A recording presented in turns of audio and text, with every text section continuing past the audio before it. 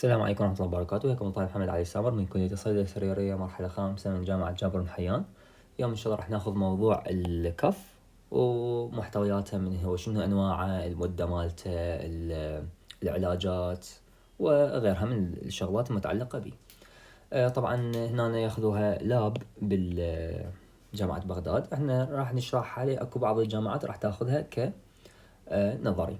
زين، من المادة الكلينيكال فارماسي، مرحلة رابعة الكورس الأول. قبل لا نبدأ نقول بسم الله الرحمن الرحيم، اللهم صل على محمد وآل محمد. زين، كف القحة. Cough is a reflex action to remove secretions or foreign material from the airway. هو شو يعتبر؟ هو يعتبر رد فعل على مود، يعني نزيل الإفرازات أو المواد الغريبة من مجرى الهواء. The majority of coughs presenting in the pharmacy will be caused by a viral upper respiratory tract infection.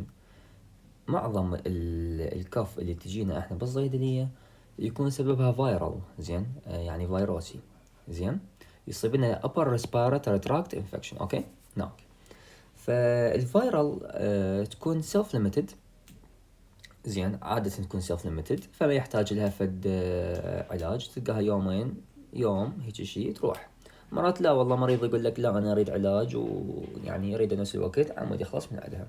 زين، فاحنا يعني ما نعطي للفايرال يعني بشكل عام، اذا فايرال وخفيفه والقحه وما بيها شيء ما راح نعطيه انتي فايرال دراج، لا راح نعطيه هيك ادويه تعتبر انتي توسيف، او اذا كانت بيها بلغم وكذا راح نحكي عن علاجاتها. زين، قبل لا نبدأ على التايبس، هو اصلا احنا وين الريسبترز او الميكانيزم اوف اكشن مال الكف؟ زين، شلون صار عندي؟ انا عندي بالكف عندي ريسبترز، هاي الريسبترز موجودة بالابر وباللور ريسبيراتوري تراكت، يعني باللنج موجودة، بالتراكيا، بالنوز، بالبرونكيولز وغيرها، يعني الايرواي كامل موجودة بالريسبترات هاي. زين، بس هنا لا، موجودة همين بالإيسوفاغس، همين موجودة بالمريء، هاي الشغلة الريسبتر مال الكف، وأيضا موجود همينة بالبريكارديوم. زين، هناك الريسبترات راح تتحسس اكو مثلا سكريشنز، زين، او راح تتحسس انه اكو مواد غريبة.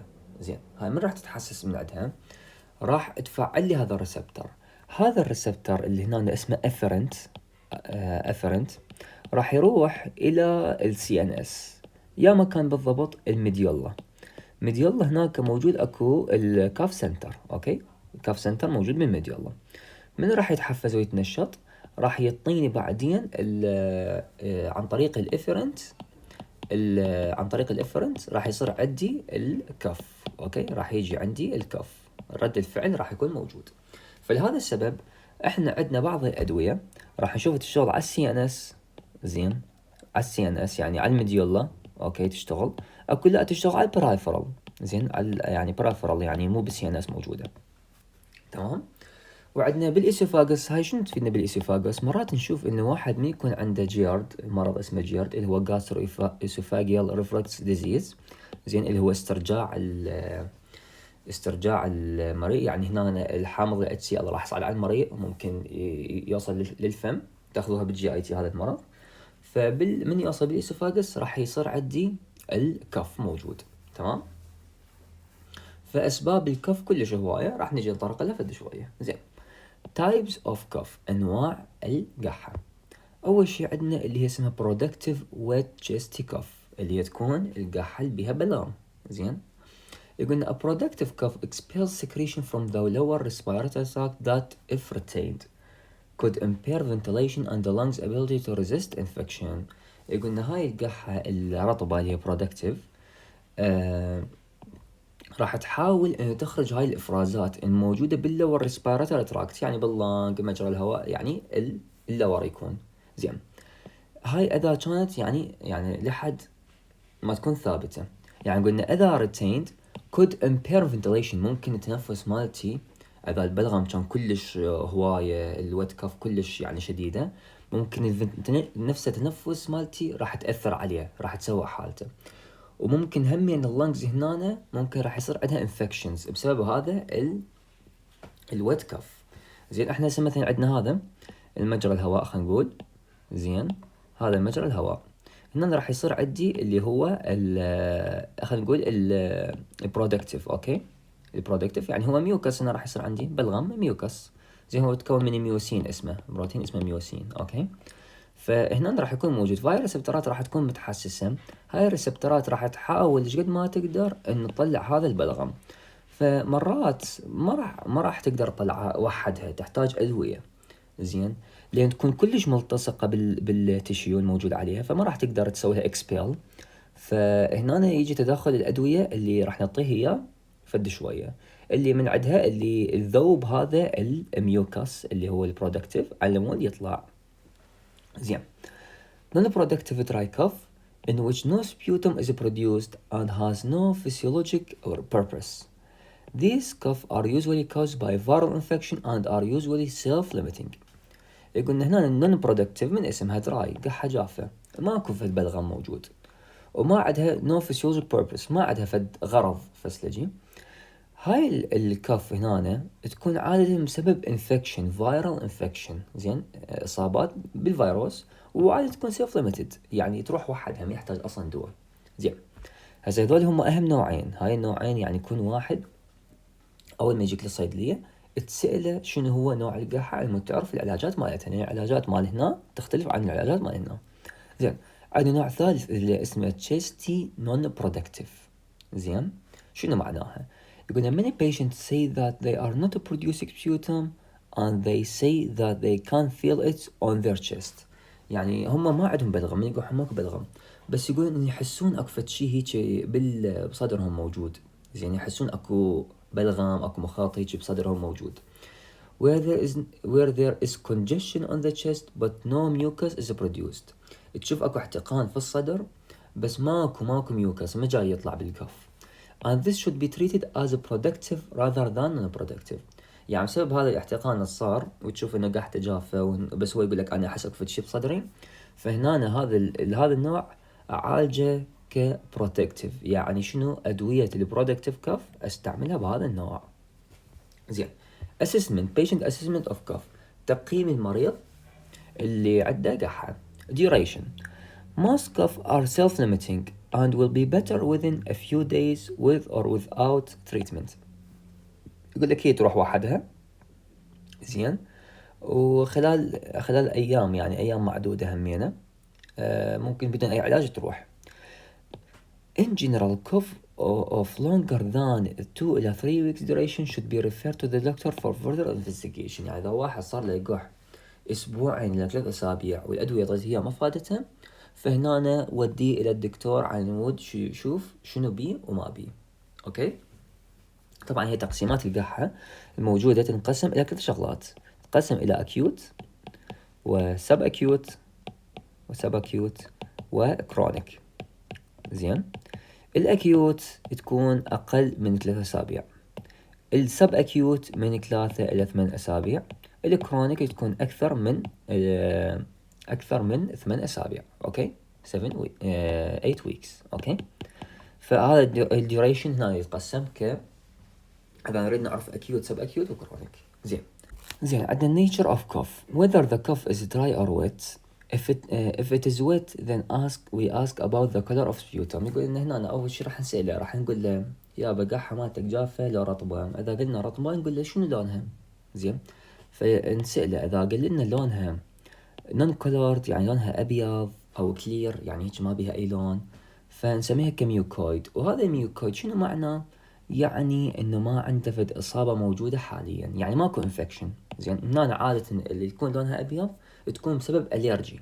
اوكي، عادة تكون سبب اليرجي، حساسية، مو يعني سبب انفكشن. اما يقول لنا اذا كانت ملونة كيلو جرين او براون، زين، عادة راح معناها انه اكو انفكشن. زين، colored sputum is common and in most cases does not mean that antibiotic therapy is needed. يعني نقول ان هنا احنا هسه مثلا من كنا مثلا صغار او حتى لحد هسه من يصير عندنا قحة ونروح للصيدلية نريد نشتري دواء، هل احنا نشوف انه هو قاعد يعطينا انتيبايوتيك؟ لا، يعطينا دواء مثبط للقحة، لان احنا اغلب الانفكشن اللي تكون اللي تسبب لنا كف، مو كلها اغلبها تكون سيلف ليميتد وتروح وحدها، فما يحتاج أعطيها أنتيبايوتيك أو أنتيها أنتي فايرال إذا كان فيروس. زين. فهنا قاعد أقول لنا in most cases زين not to mean that antibiotic therapy is needed. زين. Colored sputum may be more useful as a sign in people who have other lung complications. يقولنا البلغم اللي يكون ملون ممكن همينه يعطينا فد علامة معينة انه هذا عنده فد مرض باللنج، مو يعني فد مرض باللنج معين. على سبيل المثال شنو هذا المرض اللي يعطيني اياه ملون؟ مثلا عندنا COPD اللي هو Chronic Obstructive Pulmonary Disease، راح تاخذوه بالكلينيكال فارماسي البارت الثاني، يعني بالكورس الثاني. زين. راح تاخذون COPD اكثر واكثر عنه، انه راح يكون مختنق، ممكن يحتاج انتيبايوتيك هنا، ممكن شو اسمه يحتاج ادويه مو بس للكف، يحتاج لانه هو عنده ضيق تنفس فيحتاج ادويه موسعه للبرونكاي وغيرها. زين. An exacerbation of their condition with more prolonged sputum, a change in color to green or yellow, may be a sign that there are bacteria involved and hence antibiotic may be indicated. يعني إذا شفنا هذا مريض COPD من يجينا، زين، إذا شفنا صار السبيوتم مالته كلش واضح، يعني تغير باللون مالته إلى أخضر أو أصفر، فهذا يعني أكو بكتيريا. وإذا أكو بكتيريا هنا لازم أوديه ريفرال، لازم أعطيه انتبايوتيك، لأن COPD زين من يكون وياها بكتيريا راح يسموها COPD exacerbation. أوكي، يعني ممكن يصير عندي هنا مضاعفات. أوكي. زين. هسه خلصنا الديوريشن والنيتشر، هسه راح نجي associated symptoms، الأعراض اللي تكون مصاحبة للكف. شنو راح تكون على مود نعرف شنو المرض اللي راح يكون وياها. زين. أول شيء عندنا اللي هو chronic cough with hemoptysis associated with chronic fever, weight loss, night sweats are classical symptoms of TB. Patient with suspected TB required referral. يعني هنا الشخص اللي يكون عنده قحة مزمنة وتكون بها دم، زين، القحة هيموبتايسيس يعني يقح دم، اوكي، وبالإضافة عنده حمى مزمنة وعنده خسارة بالوزن ويتعرق بالليل، هذا هنا indication انه هذا الشخص مصاب بالمرض اسمه تيوبركلوسيس. انتوا اخذتوها بالفارماكولوجي 1. التي بي تعطون انتي مايكرو بكتيريال دراجز، مثل عندنا الريفامبيسين، ايثامبيوتول وغيرها من الادويه الباقيات. زين. فهنا الشخص اللي يجيني عنده اتوقع انه عنده تي بي سسبكتد، تتوقع انه عنده، هذا وديه للدكتور. زين. A recurrent nighttime cough, especially in children with or without wheezing, may be indicate asthma and should be referred, especially if there is a family history of eczema, asthma, hay fever. يقول هنا الطفل يعني هو القحة تكون بالليل ودائما تجي، يعني recurrent دائما تجي ترجع، خاصة بالأطفال، تكون وية أو بدون ويزنج، يعني من يتنفس أكو صوت صفير جاي يطلع. زين. فهنا ممكن راح يكون indication إنه هذا الشخص عنده ربو، هذا الطفل عنده ربو، فهنا أوديه إلى الدكتور أفضل، should be referred. خاصة هنا عمود يعني شو نقول، اجتي شانس زيادة انه هذا اعتبر اسمه اذا كان الطفل عنده العائلة مالته عفوا عنده هيستوري من الاكزيما، او عندهم هيستوري من الربو، او عندهم هيستوري من الهي فيفر. الهي فيفر يعني شنو؟ يعني همينة حساسية راح تصير بالميوكس ممبرين الموجودة بالاي وبالنوز، فراح يصير بها انفلاميشن، فراح تسبب لي راني نوز، يعني شلون نقول، واحد مخالينا راح تسيل من عنده، وايضا ووتري اي يعني عيونه جاي تدمع ووتري. اوكي. فهي هاي الهي فيفر. فهنا اذا شخص يقح بالليل زين وترجع له هوايه، خاصة بالاطفال بدون او مع صفير، يعني ممكن عنده اسمه، فهنا اوديه للدكتور. زين. نوت ملاحظة. Night cough in children is fairly common and associated with a cold, but in the absence of cold symptoms could indicate asthma. Symptoms of cold include sore throat, runny congested or blocked nose. يقولنا هنا الكحة اللي تصير بالليل عند الأطفال، زين، هم تكون متعلقة بالكولد، يعني واحد صار عنده شلون نقول برد، اوكي، يعني هذا يجيك واحد هنا صار استبردت اني وكذا، فهنا شلون افرق بيناتهم؟ يقول ان افرق بيناتهم اذا كانت اعراض الكولد ما موجودة، فهنا يعني عنده ربو هذا الطفل. شنو اعراض الكولد؟ احنا راح ناخذ الكولد بمحاضرة بعدين، اللي هي تتضمن لي سور ثروت وراني كونجستد نوز، يعني الخشم مالته راح يكون محتقن او مسدود او يسيل مخاط، زين. فهنا indicate يعني هذا عنده cold، يعني مو عنده اسماء، زين. والكولد احنا نقدر نعالجه ما بيه شيء، زين. cough with the clear frothy sputum, breathlessness especially in bed during the night may indicate heart failure and required referral for further investigation. Note, other symptom of heart failure may be swollen ankles. If there is a history of heart failure disease, especially with persistent cough, then referral is advisable. ممكن الشخص راح يكون عنده كحة وتكون فروثي، زين، يعني هيك تكون شلون نسميها فروثي، مليانة هيك، خلينا نقول فروثي، زين. ويكون همينه ما يقدر يتنفس breathlessness، زين، خاصة شو وقت، خاصة من يريد ينام. هذا هنا الشخص ممكن عنده هارت فيلر، فشل بالقلب، فهنا لازم اوديه للطبيب اللي عنده هارت فيلر. يقولنا الاعراض الثانية مال هارت فيلر ممكن راح يكون عنده تورم بالانكلز مالته، بالكاحل مالته. if there is a history، اذا كان اكو تاريخ للعائلة مالته لامراض القلب، خاصة انه عندهم قحة مزمنة، فهنا أنا اوديه للطبيب احسن لي. هسه جاي يشوفون موضوع الكف ايش قد جاي انطب بيه سوالف يعني امراض كلش خطيرة، فاني يكون اخذ اسسمنت كلش يعني زين او كلش مفهوم من المريض على مود افهم عالجه، مو بس اقول له قحة جافة قحة رطبة وبس يقول لي هاي اعتبرت نفسك هذا وانت مميز وها هي، لا. كنت تسأله هذول، ورا مسألة تقول له اللون شنو، ورا اللون شنو تقول له صار لها ايش قد عندك، ورا صار لها عندك ايش قد، تسأله تقول له عندك أعراض ثانية، هذا أقول لك ما أدري، تقوم تسأله يعني كم شغلة، إنه مثلا خشمك تحسه مسدود على مود الناس سوى اكسبشن للكولد، زين. تحس نفسك إنه مثلا عندك تورم بالكاحل، تحس أكو فيفر، عندك حمى وغيرها من الشغلات، زين.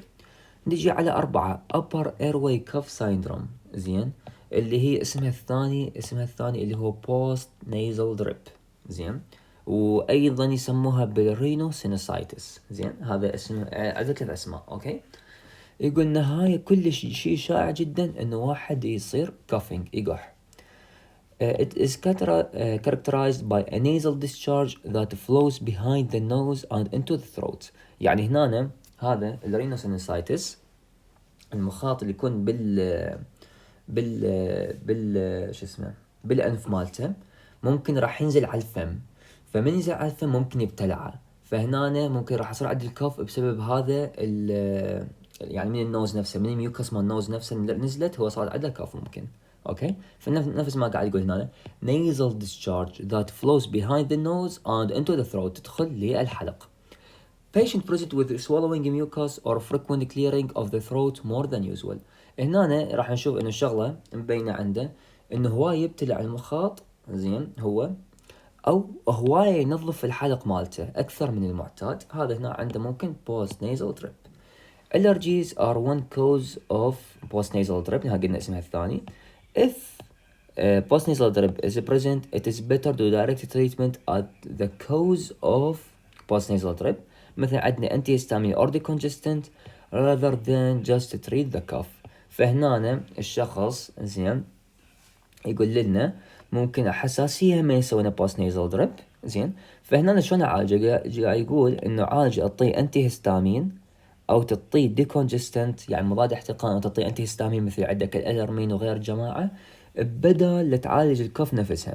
ليش؟ لان هذا مشكلته مو يعني الكف نفسه هنا مو الشغله بيها، وانما هو بسبب الميوكس الجاي له من الانف الجاي ينزل على الثروت، هنا سوى له كف. فانا اعالج السبب الاساسي اللي هو النوز اللي هنا اذا كان سوالونج محتقن اعطيه ادويه مضاده للاحتقان، انتي هيستامين على مود اقلل الافرازات وغيرها يعني، زين. chest pain, shortness of breath, wheezing, whooping. These symptoms require referral for further investigation. هنا الشخص إذا كان عنده هاي السوالف زين، ألم بالصدر، ضيق بالتنفس، صفير، فهنا هذا على الأغلب يعتبر COPD. زين، هذا الشخص مصاب بالسي او بي دي، فهنا أوديه للطبيب أفضل. زين، نجي هسه على الكروب. يقول لنا كروب usually occur in infants، يعني شنو تظهر في الرضع. زين، infants في الرضع. وكو بعض المصادر تقول لك لا، تظهر من 3 months، من عمره 3 أشهر إلى 6 years، من عمره إلى 6 سنين تقريبا تظهر الكروب. زين، الكوف تكون harsh barking quality، يعني القحة مالته تكون مثل النباح، من يعني تكرمون مثل يعني شلون الكلب ينبح باركينج. اوكي، زين، يعني صوته يجي كلش خشن راح يكون. It develop 1 day or so after the onset of cold like symptoms. يعني هنا أول شي خلينا نحددها، الهارش تظهر بعد يوم أو بعد يعني الطفل ما انصاب بنزلة برد. زين، it is often associated with difficulty in breathing and in respiratory stutter, noise in throat on breathing in, referral as necessary. زين، فهنا الطفل اللي يكون عنده كروب، زين، راح نشوف عنده صعوبة في التنفس، زين، والصوت مزعج، نويز، يعني نويز هيجي من بالثروت مالته من يتنفس. اوكي، فهنا هو الكروب. 7 coughing during the recumbent اللي هي supine lying down with heartburn may indicate GERD which may be improved with acid lowering drugs اللي هي راح ناخذها بعدين. فهنا جاي يقول لنا الشخص اذا كان هنا يقح من يستلقي، زين، lying down عفوا، او supine، وعنده حرقة بالقلب. هاي معلومة جدا مهمة، عنده حرقة بالقلب، فهذا هنا ممكن عنده مرض اللي هو اسمه جيرد، gastroesophageal reflux disease. فهنا راح ننطيه أدوية اسمها acid lowering drugs، راح تاخذوها بالGIT، وهمين راح ناخذها كلينيكال فارماسي. على ما أعتقد أكو موضوع اللي هو الجيرد موجود، همين راح نحكي عنه أكثر. زين، 8 smoking. Patient who smokes is more prone to chronic recurrent cough. Over time, this might develop into chronic bronchitis or emphysema. A change in nature of a smoker's cough, more productive or frequent, or a different sound, may suggest malignancy. So, a smoker's cough that has change in nature required referral. هنا الأشخاص المدخنين، زين، راح يعني كلش معرضين إنه يصير عندهم كحة مزمنة. أوكي، فممكن همين راح يصير عندهم كرونيك برونكايتس أو انفيزيما، يعني بعدين ممكن راح يصير عندهم COPD، لأن أغلب المرضى بالCOPD، مو كلهم، أغلبهم يعني يكون سببه اللي هو سموكينج، التدخين، اللي سبب رئيسي بالCOPD. أوكي، زين، فيقول لك الشخص اللي تتغير عنده يعني نوعية القحة، زين، طبيعتها، مثلا تصير شلون نقول ميوكس أكثر، برودكتيف، بلغم بها أكثر، أو القحة تكون هواية، أو تكون الصوت مالتها يكون يتغير، ممكن هذا الشيء راح يسجشن انه مالجنسي، ممكن هذا صار عنده ورم خبيث هنا. زين، فاللي تتغير بهيج احوال انه يصير مور برودكتيف او فريكوينت او ديفرنت ان ساوند، نوديه للدكتور افضل. زين، لان هذا متفاق مع حالته، متدخن هواي، متفاق مع حالته بالكاف. اوكي، اخذنا ذول 8 انواع. اكو صورة نسيت احكيها صراحة، ارجع لكم احكي لكم اياها، اللي هي هاي الكوزز اوف كوف والريلاتيف انسيدنس. يعني من راح يجينا بالصيدلية شنو أكثر مسبب موجود راح يجينا به للكف. most likely أكثر شيء شائع أن يكون viral infection، فممكن يكون يعتبرها self limiting، ما بي شيء. likely يعني شيء شائع بس مو جدا. upper airway cough syndrome، يعني ممكن عنده post nasal drip، ممكن سببها، زين، أو عنده acute bronchitis. unlikely شيء نادر، ممكن يكون عنده كروب اللي هو بالرضع، أو chronic bronchitis، زين، أو ممكن عنده COPD أو ربو أو نيمونيا، بسبب يعني فد بكتيريا، بكتيريا أو فيروس أو أي شيء سوالي نيمونيا، هم يمكن كاف. ممكن دواء اسمه AC inhibitor ممكن تسوي لي دراي كاف.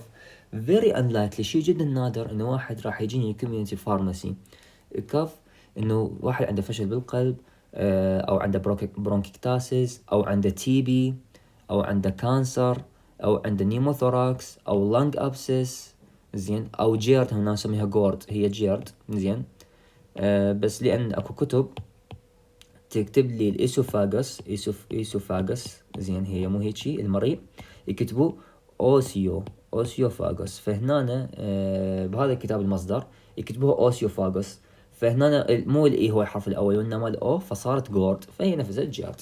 زين. أو عندنا سايكوجينيك كاف بسبب يعني شيء نفسي. زين، خلصنا من الأنواع، فهمناها، عرفنا. هسه كنت شنو نسأل المريض؟ نسأله أول شيء عن اللون، أول شيء عفوا نسأله قحة جافة لو بلغم، نسأله صار لها قد عندك، نسأله على الأعراض، نسأله على اللون، نسأله هواي شغلات عمود نعرف شنو الدواء الصحيح وشنو هو يحتاجه. ممكن لا يحتاج إنه يوديه للدكتور، أفضل له هنا. زين. medications الأدوية. If one or more appropriate remedies have been tried without success, failed medication, then referral for further investigation. يعني اعطيته هواية أدوية ولا دواء من ذولي اعطاك فائدة، فودي للدكتور على مود يقيم حالته ويعرف شنو بيه بالضبط. أو ممكن أدوية، ممكن هاي الأدوية تسبب لي كف اللي هو الاي سي انهبيتر. ركز وياي هنا قاعد احكي الميديكيشن اللي راح تسبب لي كف مو راح تعالجه. الاي سي انهبيتر راح يسبب لي دراي كف، دراي اوكي، دراي وليس ويت، دراي كف. الاي سي انهبيتر ممكن يسوي لي اياه. منه ادويه مثل عندنا ليزنوبريل، اللابريل، وكابتوبريل وغيرها. كوز دراي كف ان approximately 20% من الاشخاص اللي يستعملوه، خاصه بالنساء especially in women.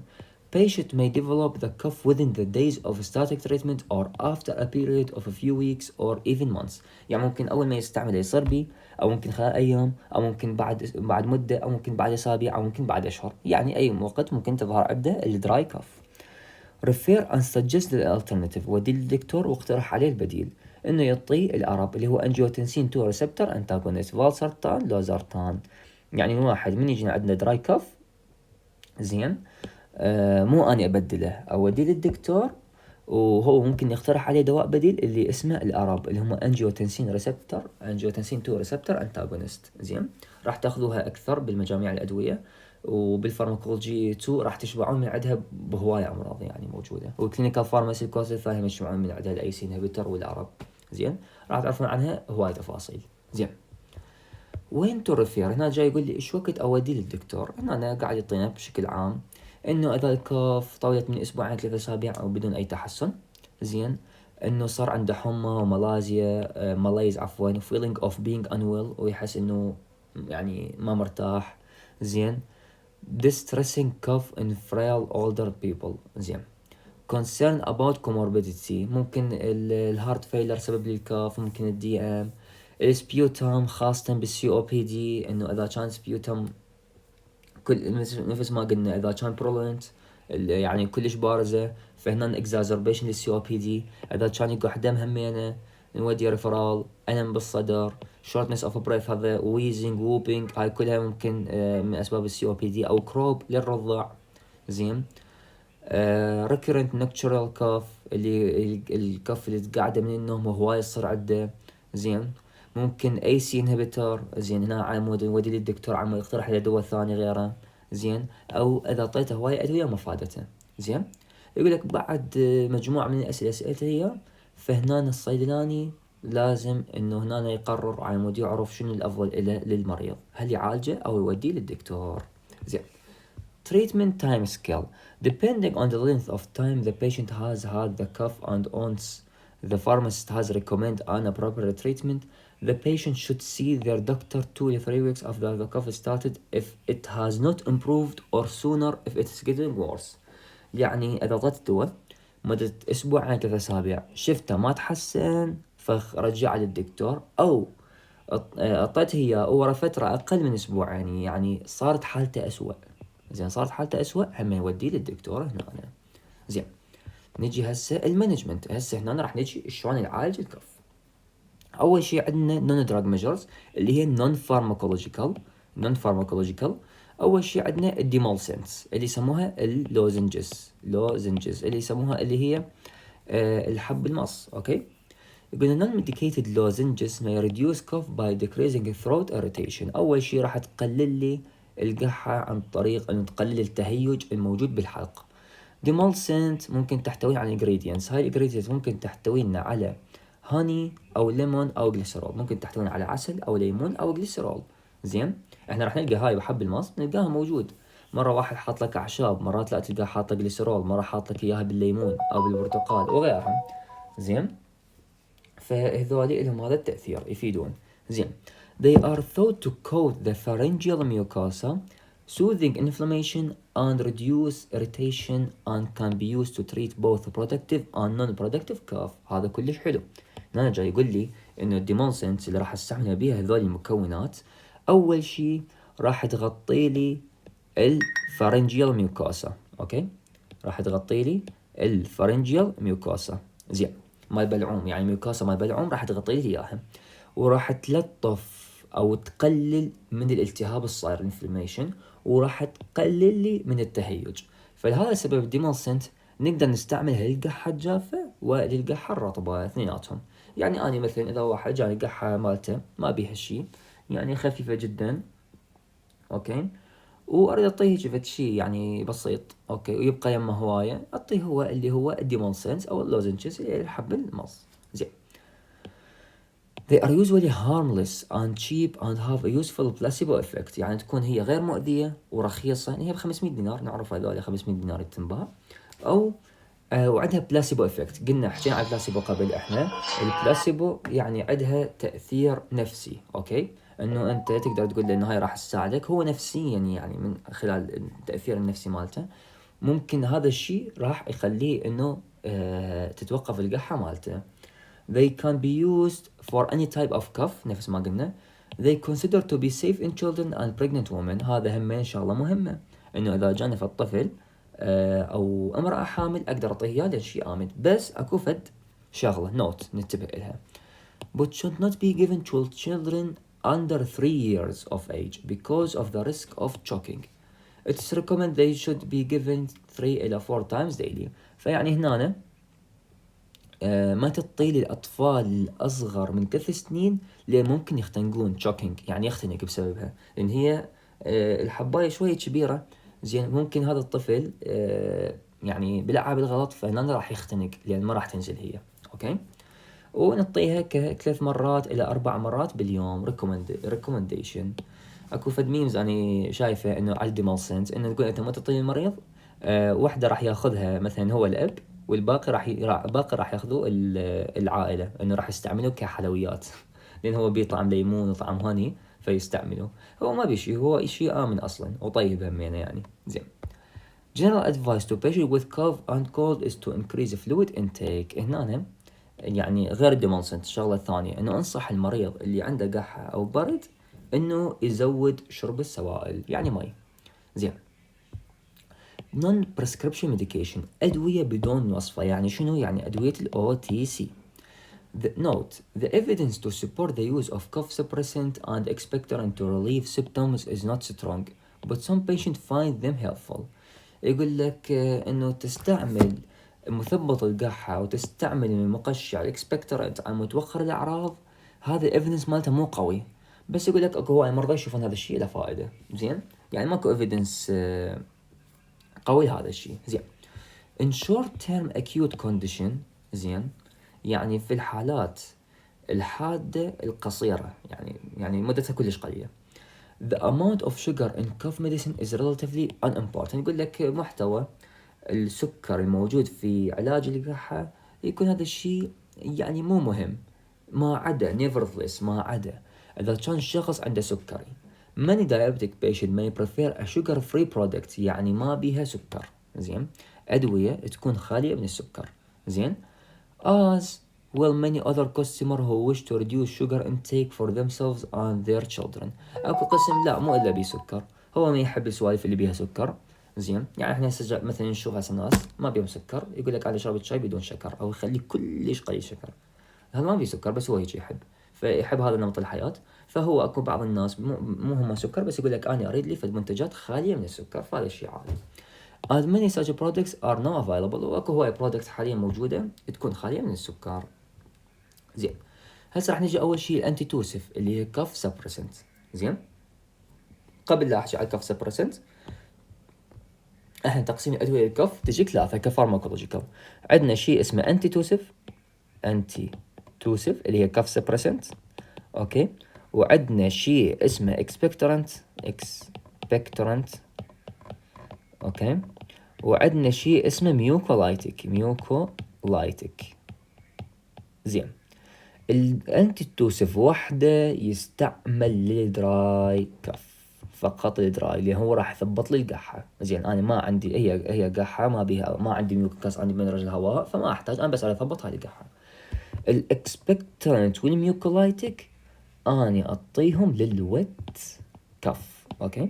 فهنا هسه عرفنا احنا بس سألناه للمريض انه شنو نوع الكف مالتك، اني حددت العلاجات مالتي من البدايه، عرفت شنو اعطيه بالضبط. انتي توصف وحده ما يصير ابدا انطيه لجماعه الويت كف.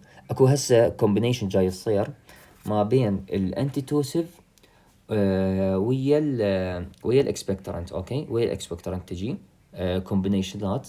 طبعا هي ايفيدنس مالتها ماكو زين او جدا قليل، بس اكو فد ثيوري تقول لك انا ليش استعمل انتي توسف واكسبكتورنت للويت كف، اوكي، للويت كف. انه ممكن الانتي توسف يفيدني اذا واحد القحه مالته تقعده من النوم، زين، فانا انطي انتي توسف على مود تخليه ينام مرتاح. بس يقول لك هذا خبط يعتبر شيء خاطئ. ليش؟ هسه احنا حكينا انتي توسف انه هي قحه جافه، فانا بس اريد اوقفها. اما الاكسبكتورنت ميوكولايتك هسه نجي عندنا هذا اللي هو خلينا نقول المجرى الهواء، اوكي. هنا اللانجز راح تجي من هنا ومن هنا. فقول الميوكس الموجود عندي هنا زين. فاني هو الشخص ليش يقح؟ يريد يطرد هذول الشغلات، يريد يطردهم، يطلعهم من هنا، تطلع من الكف، يعني تطلع من الماوث ويذبها، اوكي. هذا الشيء المفروض.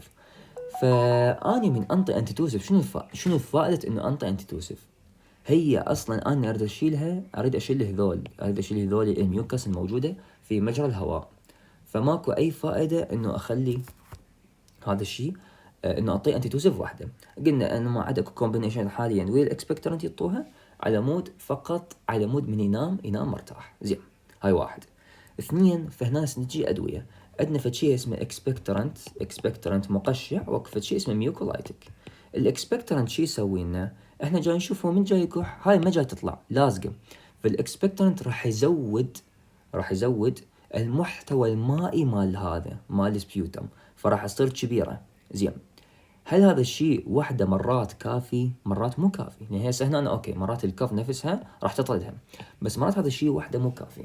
فراح احط فدوه اسمه ميوكولايتك. من اسمه لايتك يعني شنو تحلل ميوكو، شنو هو ميوكس؟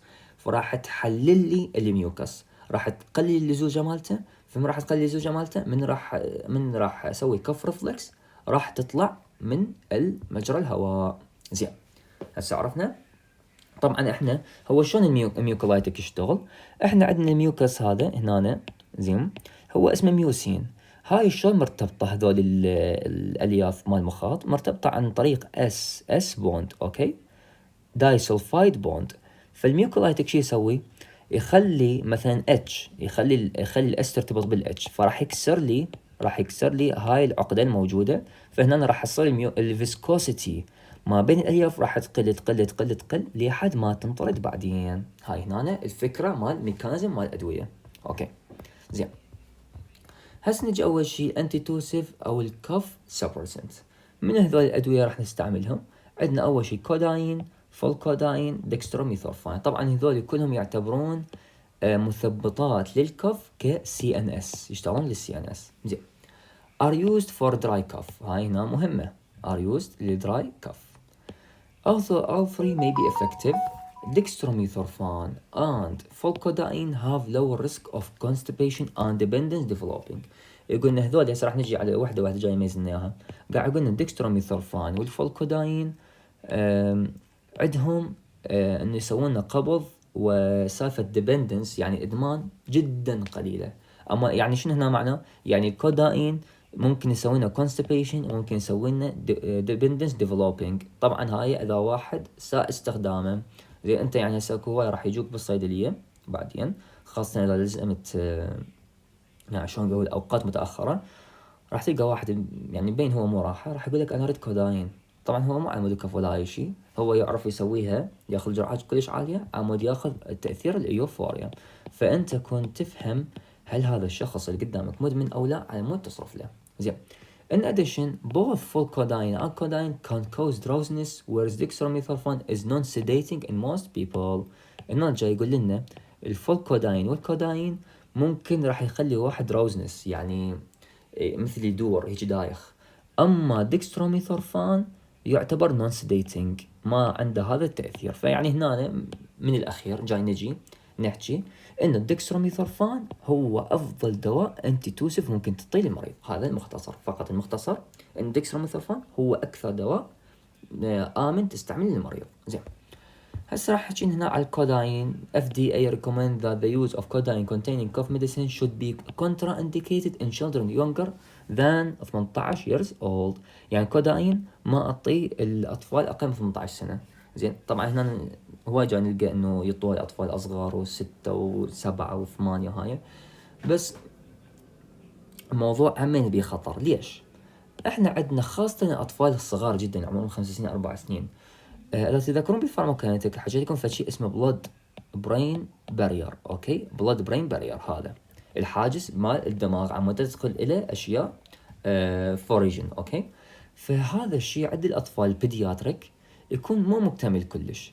فما انه راح يكون مو مكتمل كلش، ممكن الكوداين اذا بجرعه شويه علت ممكن راح يدخل بكميه كلش كبيره للبلود برين بارير، وراح يسوي لي الاعراض مال يعني اوبيويدز. زين.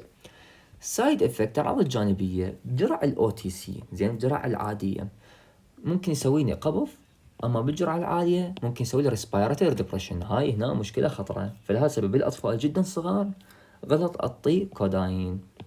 زين.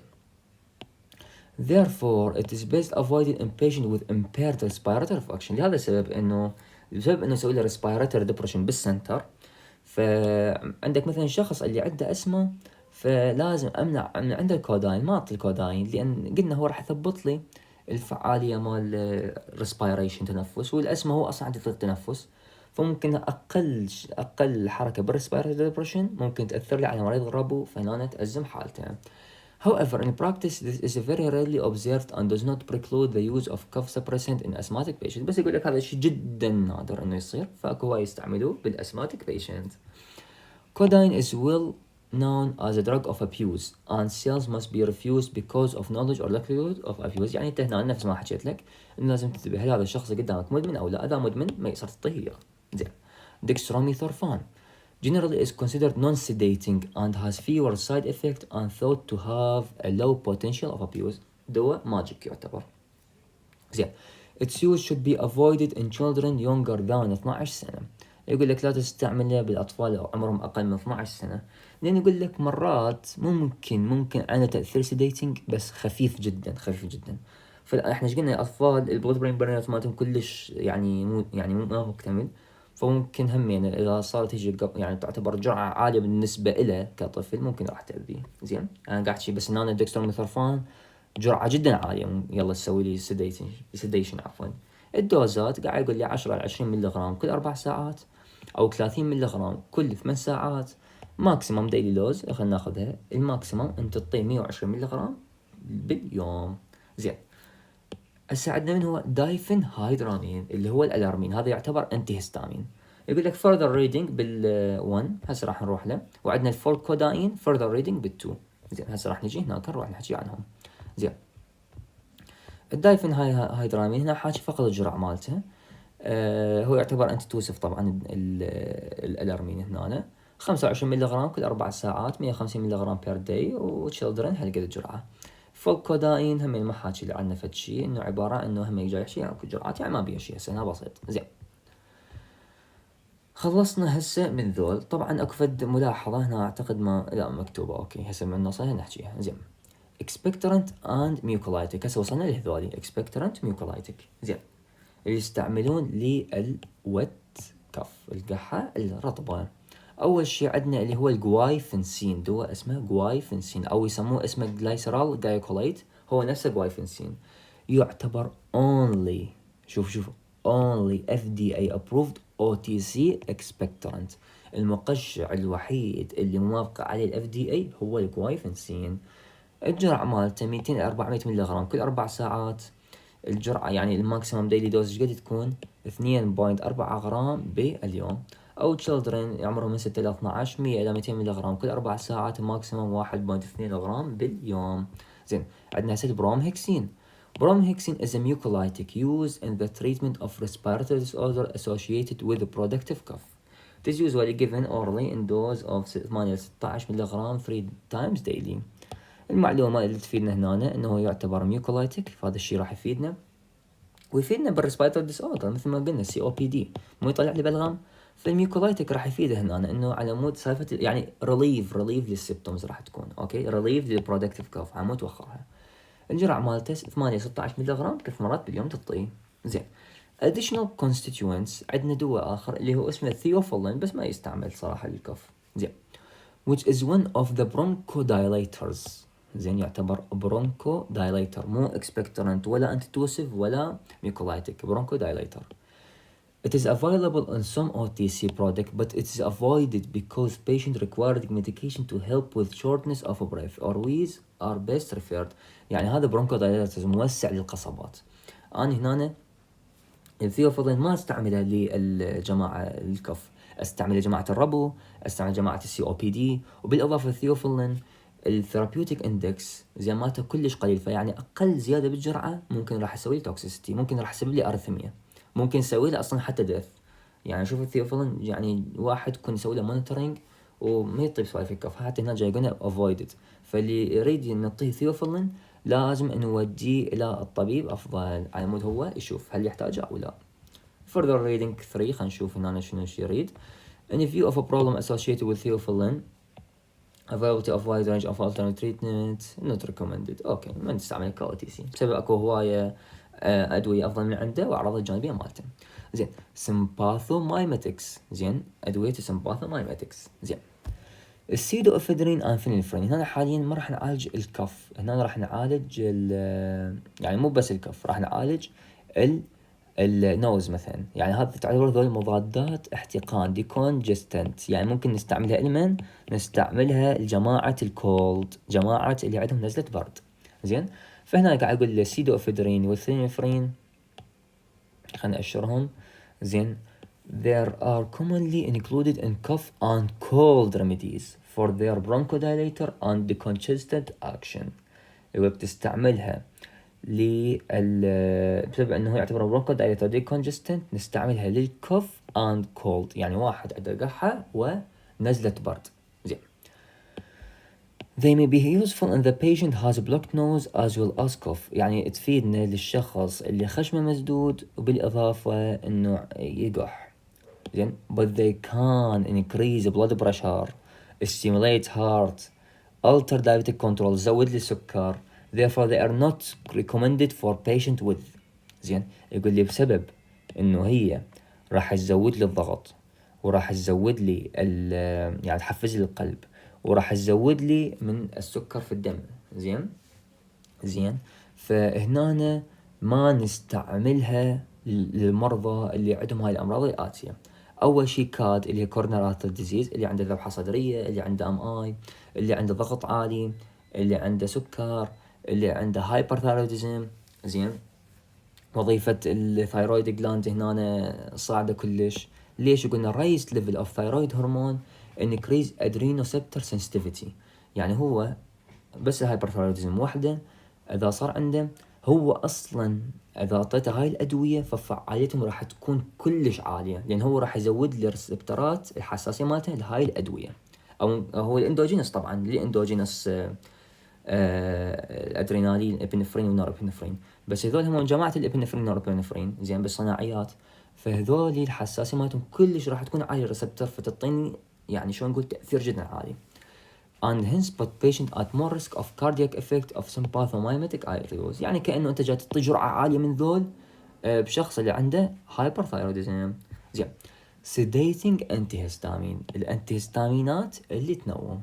منو عندك؟ مثل عندك الدواء اللي اسمه دايفينهيدرامين اللي هو الأليرمين، عندنا كلورفينامين همينه which may be added to antitussives combination with expectorant is illogical زين and they are effective especially if the dry cough is disrupting sleep. يعني يقول لك هنا ممكن اخبطها ويا الانتيتوسيف اللي مثل عندنا من هو قلنا مثلا عندنا اللي هو ديكستروميثورفان. يقول لك مرات يحطوها كومبينيشن ويا الاكسبكتورنت، مثلا عندنا جوايفنسين يعتبر illogical يعني شيء غير منطقي، بس شافوا انه ممكن يفيد. زين يقول لك انه هم يعتبرون فعالات خاصة بالدراي كاف، على مو للشخص اللي نومه يعني شلون نقول اللي قاطع نومه يعني يقح ويقعد من النوم. أعراض الجانبية مال سيديتنج أنتيهستامين هو من اسمه سيديتنج يعني سيديشن، دراوزنس، وعندها أيضا هذول سيديتنج عندهم أنتي كولينرجيك سايد إفكت. طبعا هم هذول يا جنريشن يعتبرون السيديتنج أنتيهستامين يعتبرون فيرست جنريشن أنتيهستامين. أوكي الأنتي كولينرجيك سايد إفكت أنا حاكيها بمحاضرة شو اسمه بالمحاضرة. زين او هي طبعا بالانتي كولينرجيك مو بالكولينرجيك، انه راح اسوي لي زغلوله ناشفه حبسه جوزه ابو سريع. زين فراح اسوي لي شنو هو، راح اسوي لي دراي كف دراي ماوث عفوا، راح اسوي لي يورينال ريتنشن، راح اسوي لي كونستيبيشن وغيرها من الشغلات. They are not recommended for patient with glaucoma or prostate hypertrophy. ما مقترحة أبدا للشخص اللي عنده جلايكوما يعني ارتفاع بضغط العين الصاير عنده يعني انتراوكيولار بريشر عنده عالي أو عنده بروستات هايبرتروفي، ما أعطيه إياه أفضل. زين أوكي. نون سيديتنج أنتيهستامين تعتبر less effective يعني اللي مثل لوراتيدين ديسلوراتيدين ليفوستريزين وهذول السوالف يعني ما يعني فعاليتهم جدا قليلة الكف ما أعطيها. زين restriction on the use of cough and cold remedies in children. يعني هنا شو استعمل للطفل؟ يقول لك الأطفال اللي عمرهم أقل من 6 سنين ما أعطيهم أدوية الكف يعني OTC اللي تحتوينا على هاي الانجريدينتس. على سبيل المثال قاعد أقول لك الطفل اللي عمره أقل من 6 سنين ما أعطيه هاي الأدوية اللي هي برونفينرامين كلورفينرامين دايفينهايدرامين يعني جماعة من الآخر هذولي الأنتي هيستامينز، هذولي كلهم أنتي هيستامينز.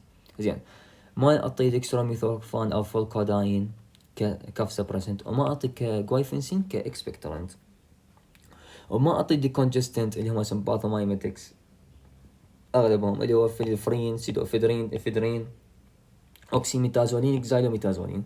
صراحة تقول لي لحد هذول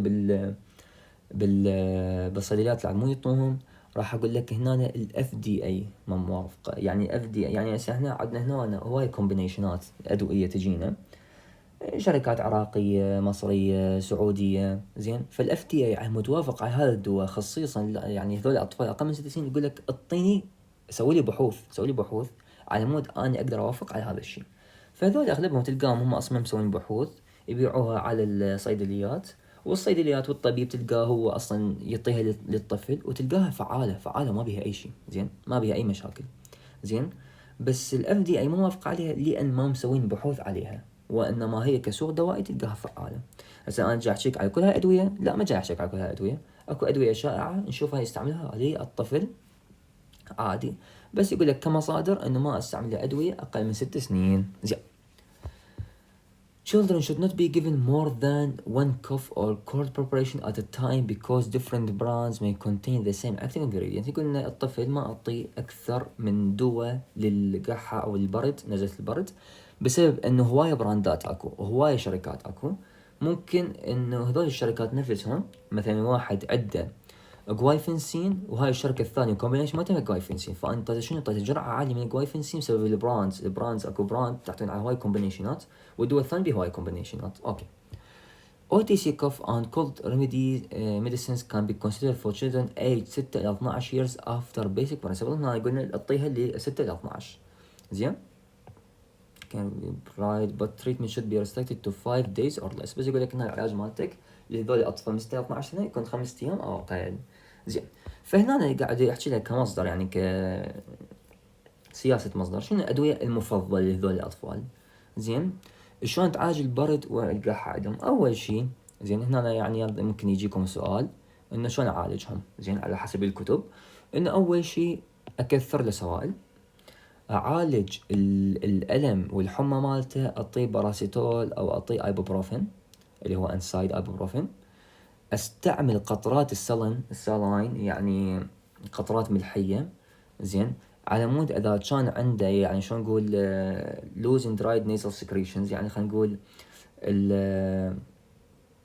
السكريشنز الافرازات مال الانف تكون جافه، زين جفت، زين هاي الجافه سبب انه سوينا الانف مسدود، فنعطيه سالن دروبز على مود لوزن، يعني شلون نقول، يعني تكسرها توخرها. or help a stuffy nose in young children and babies، او ممكن لا، الشخص اللي هو اصلا خشمه مسدود stuffy nose في الاطفال الصغار او البيبيز يعني بالرضع. زين. Simple cough mixtures containing an emulsant, for example glycerine and the syrup, can have a soothing effect by coating the throat and relieving the irritation which can cause the cough. ممكن اعطي emulsant هذا الطفل، زين، بس احنا ايش قلنا يكون اكبر من 3 سنين على مود لا يختنق.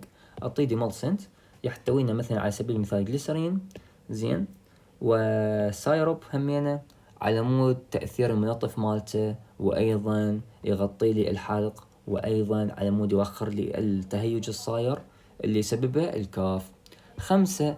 A child over the age of 1، ممكن الشخص او عفوا الطفل اللي عمره فوق السنة، زين، اعطيه مي دافي بالليمون او بالعسل، هذا الشيء جدا راح يفيده. If a cough as a result of viral infection does not go after 2 weeks, a doctor should be considered. يعني هنا اذا فوق الاسبوعين viral infection اودي للدكتور. زين، هنا راح تيجي سؤال، راح تقول لي زين واذا اقل من سنه ليش ما اعطيه هوني، ليش ما اعطيه عسل؟ لان بسبب انه ممكن هذا راح يعرضه على انفكشن اللي اسمه كلوستريديوم بوتولينوم. اوكي، هذا المرض ممكن راح يسببه. زين، فهنا هسه خلصنا للاطفال، قلنا يا اما عفوا نعطيهم سوائل، اذا عندهم الام نعطيه باستول، نعطيه قطرات ملحيه للانف على مود تفتح لي الانف مالته، نعطيه ديمولسنت همين، ونعطيه مي دافي وياه عسل او ليمون اذا عمره فوق السنه. زين، هسه خلصنا، هسه راح نجي على الام سي كيوز. زين، نجي هسه على اسئله. What is the primary cause of most cough presenting in pharmacies؟ شنو هو أكثر مسبب للقحة وهذا الشخص يجيك للصيدلية؟ أي viral upper respiratory tract infection، هي من بدايتها قبل لا أكمل باقات، هي الصحيحة، أكثر شيء ممكن viral اللي قلنا هي تعتبر self limited. 2. Which symptom is a red flag for TB؟ هنا شلون واحد ممكن أعتبره ممكن هذا عنده TB فأوديه للدكتور يصرف مو أنا عالجه. clear sputum لا. occasional dry cough لا. mild throat irritation لا. night sweats and weight loss اي نعم، فهنا الجواب الصحيح 2 هو دي. زين. 3. which medication class is known to cause drug induced dry cough؟ من هو الدواء ممكن يسوي لي dry cough، يعني دواء يسبب لي dry cough. NSAIDs لا. ACE inhibitor اي صح، 3 هو B. 4. what is the first line non-drug treatment for soothing a cough؟ soothing. antibiotic لا، هذا اصلا يعتبر دراج يعني فارماكولوجيكال، انتي جوزيف فارماكولوجيكال. ديمولسنت اي نعم، الديمولسنت هو حب الماس يعتبر نون فارماكولوجيكال تريتمنت وعنده سوذنج افكت للكف، فالنقطة الرابعة هي سي. 5. which OTC expectorant is FDA approved expectorant؟ برومهكسين لا، برومهكسين اصلا يعتبر ميكولايتيك مو اكسبكتورانت. جوايفنسين اي نعم، جوايفنسين نقطة ب هي الصحيحة. ثيوفيلين قلنا برونكو دايليتر، والسيدوفيدرين يعتبر سمباثومايمتيك اللي هو ديكونجستنت. زين. 6. which group should avoid sedating antihistamine like الارمين الدايفينهايدرامين؟ شنو هو الجماعة اللي ما يصير اعطيهم الارمين؟ patient with glaucoma هو قبل بالبداية، patient with glaucoma يفضل ان ما اعطيهم اياه. فالنقطة السادسة هي اي جوابها هاي الحلول هنا. خلصنا محاضرة الكف، اتمنى استفادتوا، واذا كان عندكم اي سؤال كتبوا لنا اياه بالتعليقات، واذا فد نقطة معينة يعني سقطت من عندي سهوا او صار بها اشتباه هم كتبوا لنا اياه بالتعليقات. وشكرا لاستماعكم، ومع السلامة في امان الله.